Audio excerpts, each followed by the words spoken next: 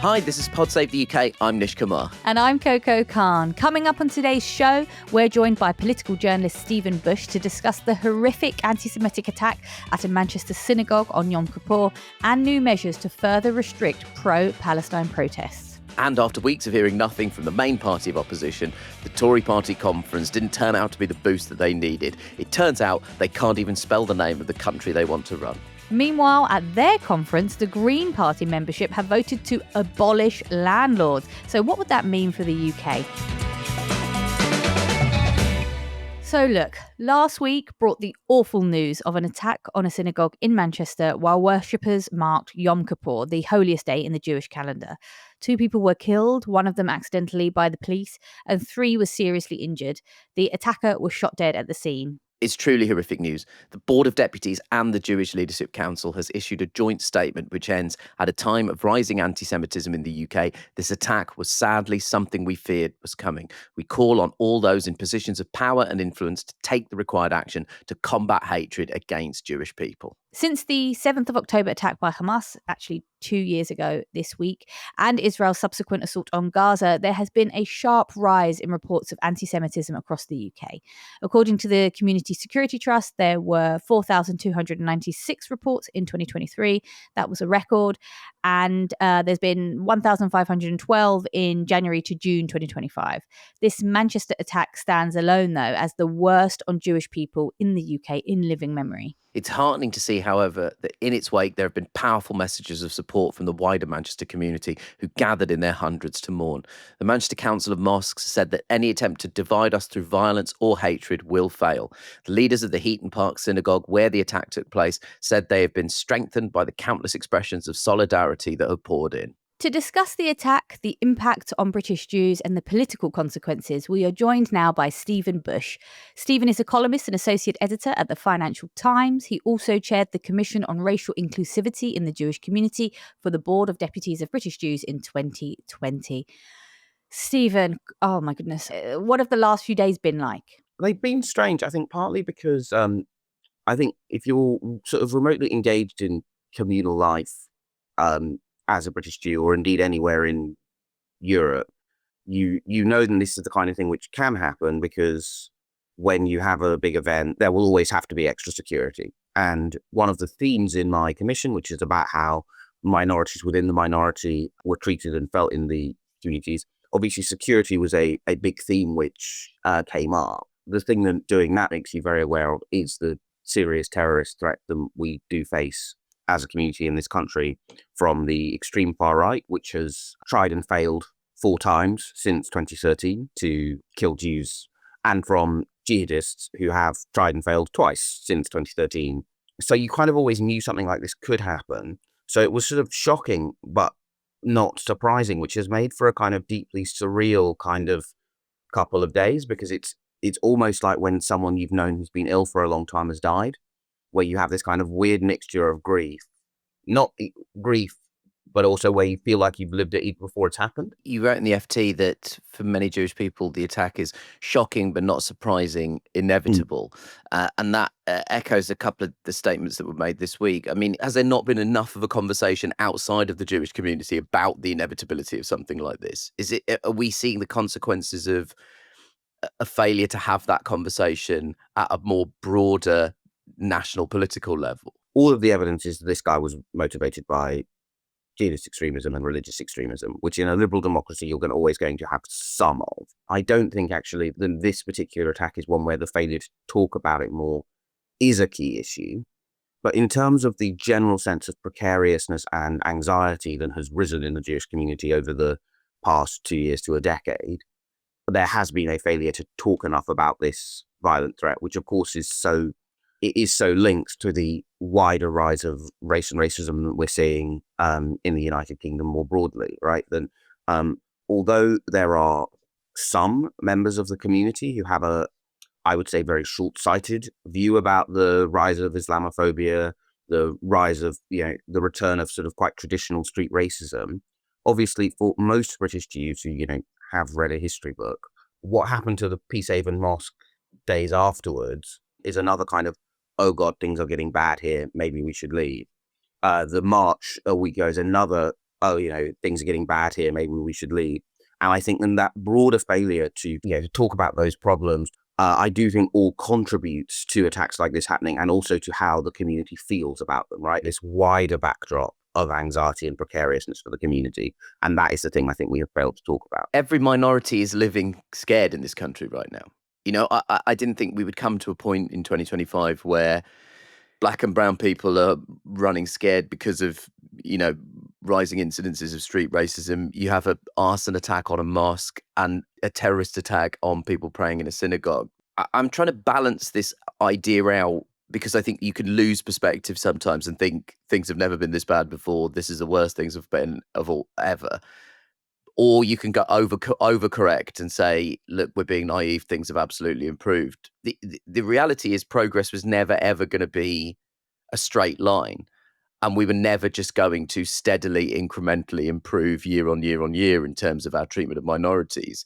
I think it's important to set this in context. Things have definitely improved in my lifetime, but we are in a moment of regression. And it's important that as progressive people and people who are interested in the safety of minorities more broadly, the Jewish community is absolutely folded into this conversation as much as possible, because an attack on one of us is an attack on all of us. That's a phrase that's often repeated, but it's never felt more true now than it is in this moment. Yeah, I think all of that's exactly true. And then things are, I say, undoubtedly better than they were when I was a child. People using the P word openly, people coming up to you and touching your hair, people speculating about, oh, well, if you're mixed race, well, you're never going to belong anywhere. And people thinking that was an acceptable thing to say to my mother in front of me. Now, obviously, all of that has got better, but we are living through a reminder that progress is not inevitable, and things can get worse, and things are in a period of getting worse. So I'm going to inevitably link it to the thing I did immediately after the attack, which is go to Conservative Party conference to cover it, where you have Robert Jenrick making remarks that are just unambiguously expression of racism, right? Yeah. And you have kind of people going like, oh, well, maybe what he meant was, and so, guys, what the hell is going on here? It's kind of unnerving, because it's sort of like, the plane is going down, but the pilot is bizarrely calm and is just going like, oh, don't worry, I'm still out here making jokes with the passengers. And you're like, do you not want to get back in there? I think we are living through something very, very scary. And I understand it's completely maddening. I suppose I return back to my question about, how are you, Stephen? Like, what is going to happen next, do you think? I always feel bad about the fact that, I feel that whenever I talk about British Jewish life, I make us seem like we spend all of our time being like the Eeyores of the ethnic minority world, going like, things can get bad. But like I was saying, lots of tradition which is about joy. But I realize that my kind of core memory of Jewishness is reading a book by Judith Kerr, who wrote the Mog books, but also wrote books for slightly older children. One of the first of which is called When Hitler Stole Pink Rabbit, and it's about her family having to flee first from Germany to Switzerland, and then eventually at the end of the book ending up in the United Kingdom. But because I'm mixed race, I didn't really think I thought of myself as an exciting new thing. I didn't think of myself as Jewish. But there's a character, her uncle Julius, who similarly doesn't think of himself as Jewish, so doesn't leave with the rest of the family, and as a result dies. It kind of really lived in my memory as actually, like, your sense of your identity is not the only thing that matters. How others perceive you does as well.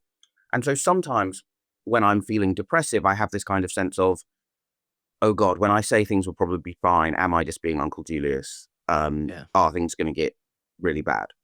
And then sometimes, and it can actually be completely unrelated to the news, I think, do you know what, ultimately, like, we are going to defeat these people. We are not going to be, as a country, dragged into the dark. We've had the privilege of being the first generation of minority creatives who have not mostly had to write about race, right? The thing which is sad about this regression is, in an odd way, I realize I feel more anxious on the days I'm not writing about it, because I am vain enough to believe that, like, one more piece from a self-involved mixed race Jew is going to, like, stem the tide of this stuff.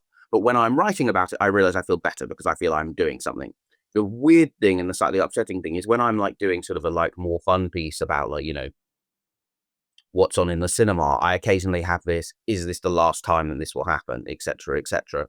But yeah, so my mood goes in waves, as I think it does does for all of us. Now, Keir Starmer has promised to do everything in his power to protect Jewish people, but it's been disappointing for us to see that the government's efforts have been directed at arguing for restrictions on pro-Palestine protests. So here's Shabana Mahmood speaking to the BBC. The freedom to protest is a precious freedom in this country, but what I would say to people that are planning to go on a protest is just to take a step back for a minute. Imagine if you had lost a loved one to a terror attack in this country, and just because you have a freedom doesn't mean to say you have to use it all the time. Sometimes a little unity, a little solidarity, some love and friendship to other people is required. We all instinctively know that when there's an attack on one minority, it stands to reason it will happen to another if it's not already happening. You know, we should all be shaken by things that happen to other communities. So when I saw these comments, my instinct was like, no, the government is essentially trading in a divisive rhetoric and it's trying to make very unhelpful conflations. We're talking about British Jewish people who have got nothing whatsoever to do with Netanyahu's government. Like, this is a really convoluted way of asking is, when you heard the Labour response, how did you feel? I hear and understand the anxiety in the community that they are responding to, which is that sometimes on these marches, you have slogans and people saying things which are not legitimate criticism of the state of Israel. They are visible anti-Semitism. And afterwards, you know, like when some of those people are going home, you do then get a spike of, you know, someone abusing a strictly Orthodox woman on the 106 bus, right? And so I understand, therefore, why there are some people in the Jewish community whose response is, you just got to cancel the marches, just got to stop them. And there are people who, for the marches, are themselves a great source of anxiety. And that is obviously the fear and concern that the government is trying to respond to. However, as I said, the reason why I think that is unhelpful is, to be honest, I think it creates a sense of anxiety about the majority of people on those marches that is not actually helpful to Jewish flourishing. It doesn't help us feel confident and safe in this country to have the government basically go, oh, well, your anxieties that a minority of people on this march actually represent the vast majority of people posting about and concerned about the Palestinian cause is not true, right? It's a fear why I understand why some people in my community think it, but it's not, I think, remotely helpful for the government to erate it, right? And then for them to use like words like un-British to describe continuing to protest. I think it's also part of a broader problem that all minorities have had with this government, which is Keir Starmer's weird inability to make arguments for things. Like he just wants to find a word, which means that, so he doesn't want to go like, oh, I'm going to make a complex argument where I go, look, I understand and share your views about what is going on in the Middle East. However, for some people who have just experienced an attack, this march going past their home this Saturday will make them feel embattled. So if you could just not do it this week and then go back to doing it next week, right? Instead, his instinct is to go, oh, I'm going to reach for a label that he thinks means he doesn't have to make any arguments. That's just like incredibly corrosive because it doesn't explain to anyone what the problem is. Obviously, for most people, I think in most communities, they do understand, oh, what happens to the Haredi community in Stamford Hill is also of concern to the Muslim community in Peacehaven. What happens to the Muslim community in Peacehaven is also a concern. But the government has not done a good job of using its convening power on those issues. Stephen, just following on from that, I want to quote Professor David Feldman, who's one of the signatories on the Jerusalem Declaration on Anti-Semitism, and who has on a few occasions given this podcast his expertise and advice. And he said this: policymakers and activists must integrate action against anti-Semitism within a broader anti-racist strategy. That is to say, anti-racism must inform what we do, not only when confronting anti-Semitism in the UK, but also when we address the status and treatment of Palestinians in Gaza, the occupied territories, and Israel. And I would just add to that, the progressive communities in this country have an absolute moral obligation to reciprocate that to the Jewish community. And we talk a lot about systemic racism, and we talk a lot about how the systems that raised us contain prejudice. But then when we're accused of prejudice in of ourselves as products of that system, we instinctively become defensive. instead of thinking we are byproducts of imperfect systems. And so we have an obligation to continue to challenge our own beliefs and push ourselves forward and keep going. And the solidarity has to go both ways. And we have to understand that the Jewish community has always been an essential part of the fight against racism in this country. I also really strongly feel that any conflation with the actions of the Israeli government and the Jewish diaspora is incredibly dangerous and racist. And I mean that from both sides of the equation. If you're a progressive person and you think you're helping Gaza by conflating the actions of Israel with Jewish people, fuck off. You are not helping anybody. Equally, I think when the government immediately moves towards talking about Palestine marches, you're being unhelpful. It is part of the textbook definition of anti-Semitism to conflate the actions of the Israeli government with the actions of the Jewish diaspora. And on every side of every political equation, we need to push back very, very hard against that. So after the break, Stephen is staying with us to discuss the Tory party conference. And to be frank, it's total irrelevance.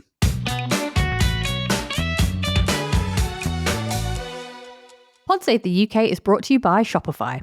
When we started this podcast, it felt like we had to figure it all out ourselves. Scripts, a filming schedule, logos. It was incredibly overwhelming, and every day seemed to introduce a new decision that needed an answer. When you're starting with something new, it seems like your to-do list is just growing every day with new tasks and lists that can completely overrun your life. Finding the right tool that not only helps you out, but simplifies everything can be such a game changer. And for millions of businesses, that tool is Shopify. Shopify is the commerce platform behind millions of businesses around the world and 10% of all e-commerce in the US, from household names like Mattel and Gymshark to brands just getting started. Get started with your own design studio with hundreds of ready-to-use templates. Shopify helps you build a beautiful online store to match your brand style. Accelerate your content creation. Shopify is packed with helpful AI tools that write product descriptions, page headlines, and even enhance your product photography. Get the word out like you have a marketing team behind you. Easily create email and social media campaigns wherever your customers are scrolling or strolling. And best yet, Shopify is your commerce expert with world-class expertise in everything from managing inventory to international shipping to processing returns and beyond. If you're ready to sell, you're ready for Shopify. Turn your big business idea into with Shopify on your side. Sign up for your $1 per month trial and start selling today at shopify.co.uk/podsavethuk. Go to shopify.co.uk/podsavethuk. Shopify.co.uk/podsavethuk.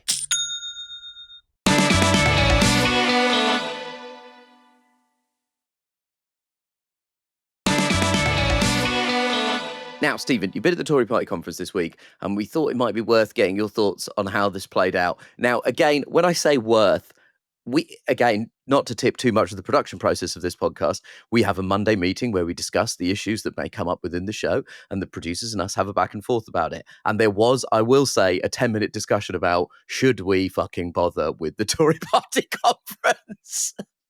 Stephen, how much of that was reflected on the ground?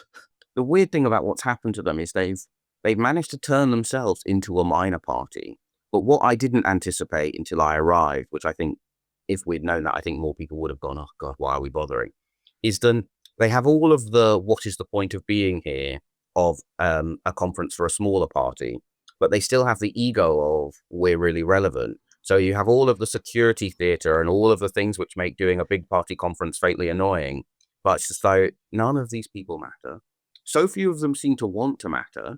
I'm glad I went just actually because as a sort of physical moment in the potential death of the oldest and most successful party in the United Kingdom, arriving at this place at Manchester, where I've covered them so many times, through so many victories, when it's been full of people, to arrive and getting to the security fence and being able to see all the way to the other side of the security zone, because there were so few people that even between the metal fencing, they weren't enough to block your view out. And it was like a real, oh wow, there used to be a political party over there. I bumped into a friend from another organization, and he was just like, why are we here? Yeah, like, what's the point? Wow, truly humbling. I feel like there's a lesson here, 1 minute you're up, the next minute you're irrelevant. It's like the Conservative Party and Peter Andre to just remind us of that. That's not really fair to Peter Andre. He has had a comeback. The Independent had an enjoyable headline.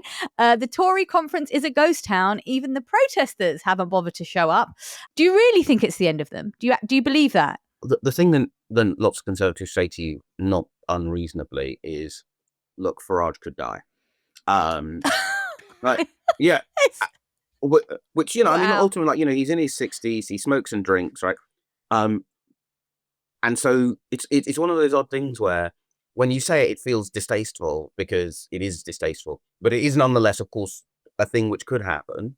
And I think it's also an important thing that people know that people are saying, because it captures actually just how desperate they are, right? Then they are essentially at a point where they're like, oh, you know, maybe Providence will save us. Because there are ways that you can imagine them coming back, but I just don't think that they are, as an institution, capable of doing so. And then one of the reasons why the last year has been the Farage show is, with the exception of Laura Trott and the partial exception of Mel Stride, none of the shadow cabinet have at any point ever been able to prosecute an argument about what the government is doing in their brief. Yeah, like, basically the week in which we were arguing about the government's education plans is really the only week in which the Conservatives had successfully done their job as the main opposition. And if they were to start doing their jobs properly, I think we would talk less about immigration, an issue where basically everyone in the country, for one reason or another, thinks the Conservative record was terrible. Like, every day that immigration is in the news is a day which saps power and life from the Conservative Party and hastens their own death. But even if they were to change leader, there are only 119 Conservative MPs. Like, you really are sort of like moving around a Sudoku. And once you've eliminated the people who are old and don't want to, mad and shouldn't want to, and indeed I would say there are several people in the shadow cabinet who should not be in the front bench of a party that considers itself to be a respectable one, it's hard to see, is there actually something viable still here that can fight back for its life? So yeah, I just feel to me like we are witnessing, not maybe their death, but we're witnessing the transition that happened to the Liberals 100 years ago, where you go from being the main party on the left to the kind of weird one where people go, oh, you know, because I'm way cool, I occasionally rewatch old election programs. And I was watching the 1955, which is on the iPlayer, just in case any listeners are just going, oh yeah, well, yeah.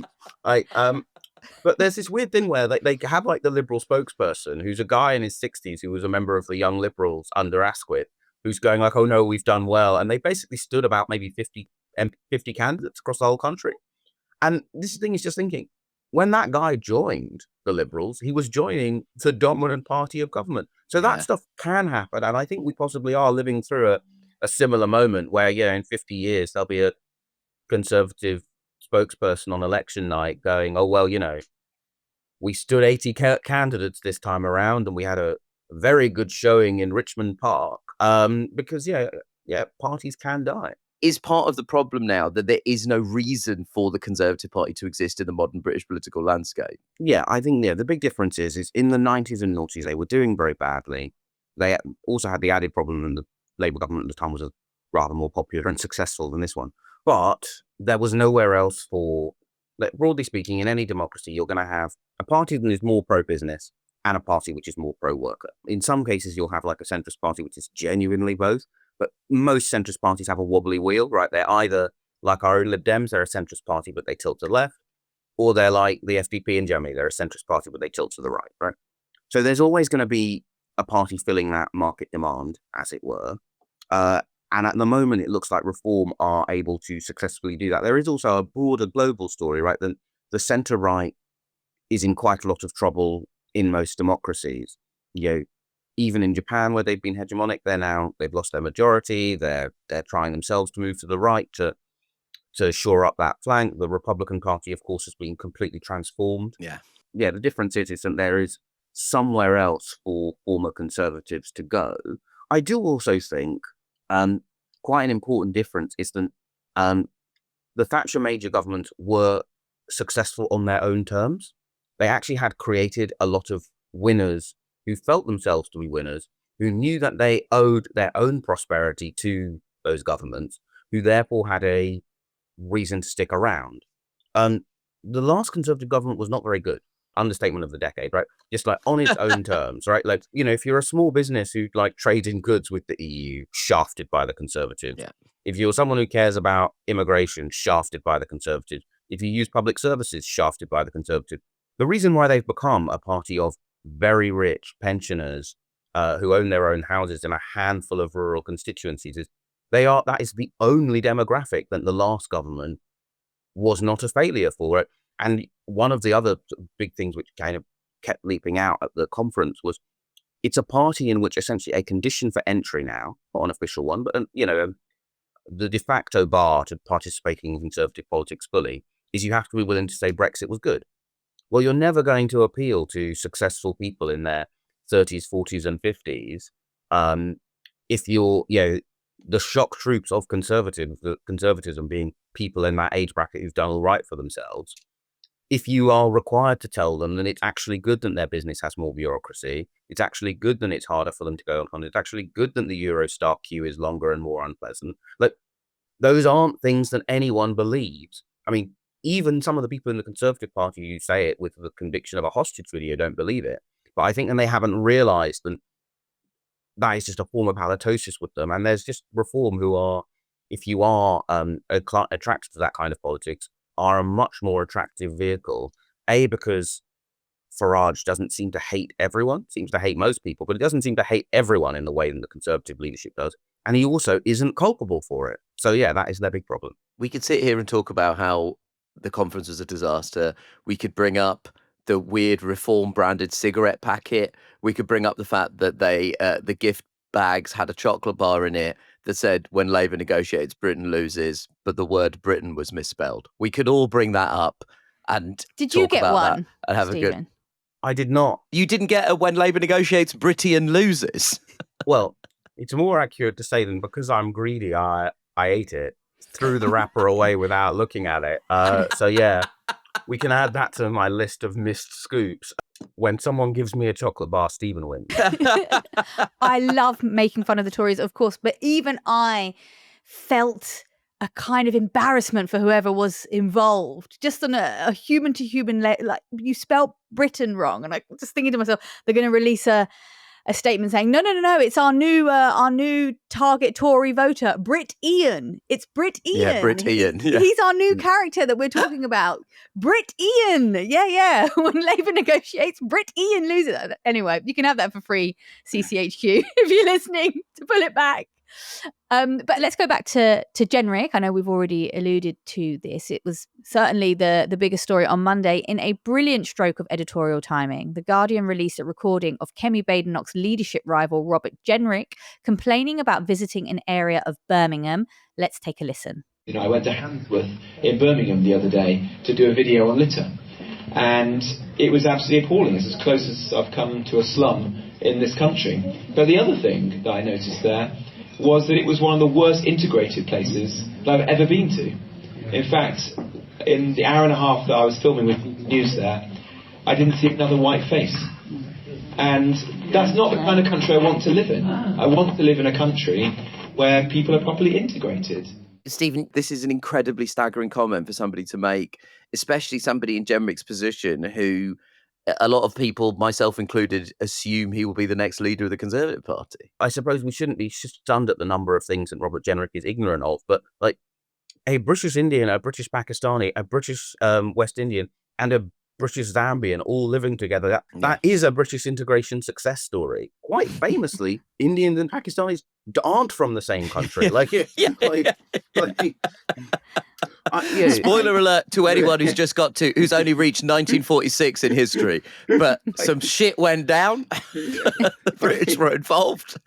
When Robert Jenrick says it was the worst integrated, and the reason I know this is because I didn't see any white people, he would just, that person's black, probably not well integrated. That person's Asian, probably not well integrated. Like, that is just the text of his argument, right? I mean, it's one of those things where it's so retro that I've started to end up using words in copy that I've only ever read in history books. Like, I actually typed the word skin color prejudice this morning, and I was just like, what the?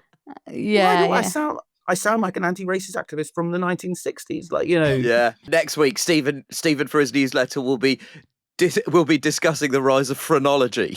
Yeah, it's just like this thing where skull-shaped measurement. like I hope and- Robert Jenrick doesn't watch this on YouTube, because he'll see us three and he'll say, oh my God, they're not integrated. Yeah. But don't worry, we're going to invite a random white person on called Brit Ian, and he will make up the quota that is required. What you're saying, Coco, is 100% exactly correct. And just to go back to Stephen, like your analysis of it, what you're saying is, let's take from the text what he said.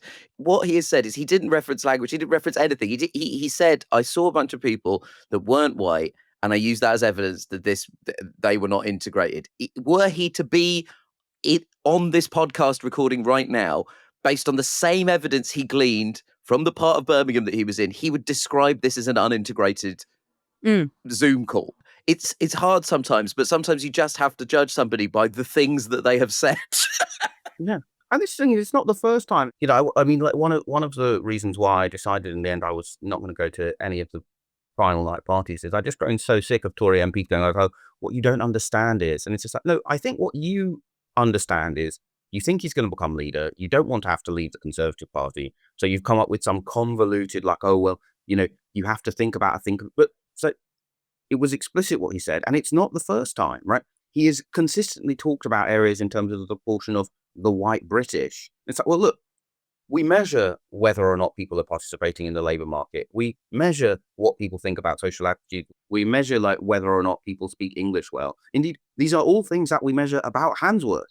And it shows a very different picture to the one Robert Jenrick once said. He is someone who has repeatedly chosen to talk as if, as saying this is not an integrated podcast, and that, you know, then white British is the only thing which counts. And I think we should be clear that actually it's the existence of conversations like this that I think he is really motivated by. I think if you want to understand the journey that Bert has been on, it's and he resents that he was passed over in favour of Rishi Sunak, then he was passed over by Rishi Sunak in favour of James Cleverly, and then Conservative members chose Kemi Badenoch over him. And then his politics is about a resentment and a belief that he has received less than he deserves. I mean, given his ministerial record, I think he's received rather more. But yeah, then and it is your classic skin color animus. And the reason why I think that is because that is the obvious explanation based on what he actually says and actually does. Wow, so he's just a jealous bitch this whole time. Wow. Well, thank you, Stephen Bush, for joining us. for all the conversation we've had today, Stephen. Thank you so much for joining us on Pod Save the UK.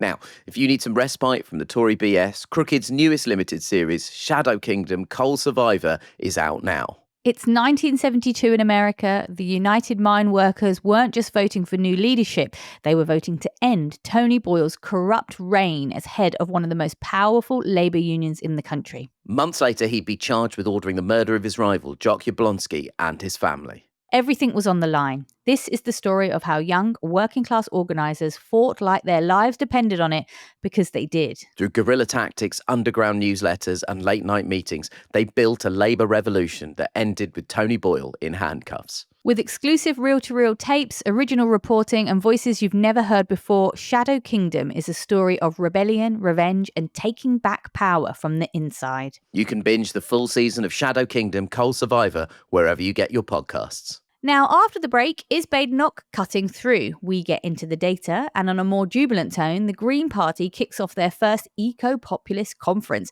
with a promise to abolish landlords.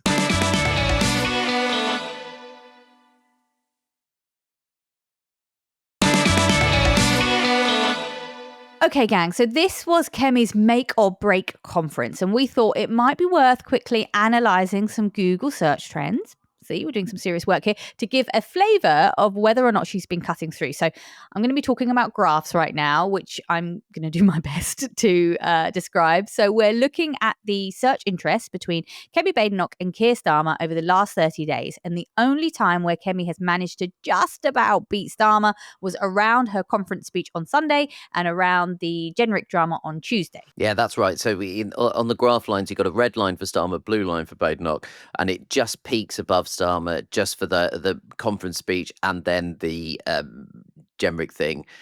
However, when we look at Nigel Farage across the same period, he is averaging a search interest just below Keir Starmer's. And there are occasions where his search interest is substantially higher. Yeah, so he's really tracking closely behind Starmer. It sort of reminds me of you never played netball, did you, Nish? But if you play netball, Yeah.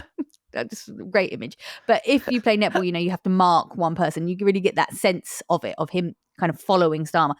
So there's a yellow line to mark Farage on this for the benefit of the podcast listeners. And there's sort of periods in late September where the interest in Farage really spikes. Now, just as a point of reference, if we throw the search term diarrhea in as a control, which we know the American spelling polls higher, you can see that there are times where both Starmer and Farage have crossed the diarrhea threshold, which is a very important term in political science, which is where on a couple of occasions people have searched Keir Starmer's name more than they've searched the word diarrhea. And on one occasion, Nigel Farage crossed the diarrhea threshold. Kemi Badenoch is a long way away from being as interesting to the British public as diarrhea. Diarrhea was always going to be a very popular search term, though. In this country, we are known for our terrible gut health and love of takeaway foods and spicy foods. But it's clear that Kemi isn't cutting through. So we've seen the reform aping strategy fail within Labour. Why does Kemi think it's going to work out for her?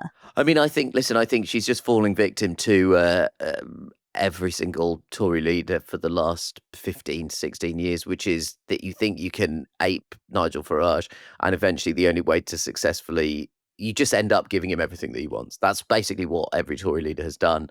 I think that more often we should use the search term for diarrhea as a metric for political cut-through. Well, maybe we can start it here, a PS UK exclusive, the Diarrhea Index. Nigel Farage actually did give me diarrhea. I don't know if I've spoken about this on the podcast, but I did have violent diarrhea the morning Brexit went through. And I've always held Farage personally responsible for that. My stomach sensed a storm coming. Oh, okay. Let's go back to talking about the Greens, the lovely Greens. It was green, actually, weirdly. It was, but some of it was green. I was going to try and make some joke about healthy diets and greens and vegans, but it's too bowly, all of this. Anyway, so look, the Green Party conference kicked off last Friday. Here's Zach Polansky practically bounding onto stage to give his inaugural speech as leader. This May is huge.